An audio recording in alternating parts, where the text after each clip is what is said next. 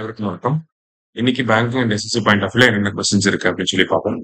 First one, the final decision regarding reducing the GST tax slabs to 15%, 5% and 18% will be taken by அப்படின்னு சொல்லி கேட்டிருக்காங்க. ஓகேவா?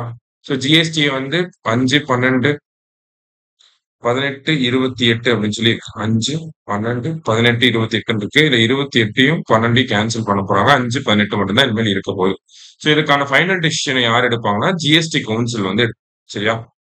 அடுத்தது, the proposed GST tax rate on sin goods அப்படின்னு சொல்லி கேட்டிருக்காங்க. So new GST reforms படி சின் goods மேல எவ்வளவு ஜிஎஸ்டி டாக்ஸேஷன் வந்து போட போறாங்க அப்படின்னு சொல்லி பாத்தீங்கன்னா நமக்கு 40% வந்து போட போறாங்க. சின் கூட்ஸ்னா நமக்கு டொபாக்கோ, குட்கா ப்ராடக்ட்ஸ், இந்த மாதிரியான விஷயங்கள சின் கூட்ஸ் அப்படின்னு சொல்லுவாங்க. இந்த மாதிரி ஒரு 7 ப்ராடக்ட்ஸ் மேல நமக்கு 40% டாக்ஸேஷன் போட போறாங்க. சரியா. அடுத்தது, what you mean by fully digitally literate state அப்படின்னு சொல்லி கேட்டிருக்காங்க.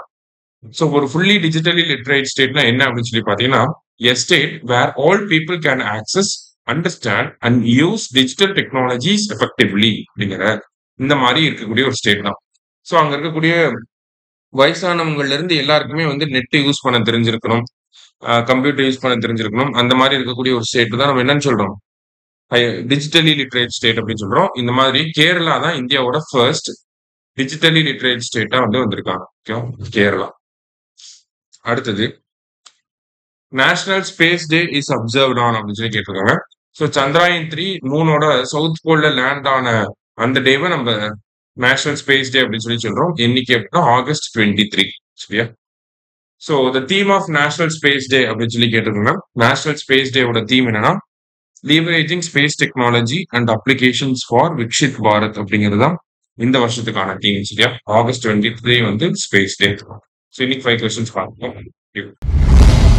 சுரேஷ் IAS அகாடமி, வெற்றியின் முகவர்.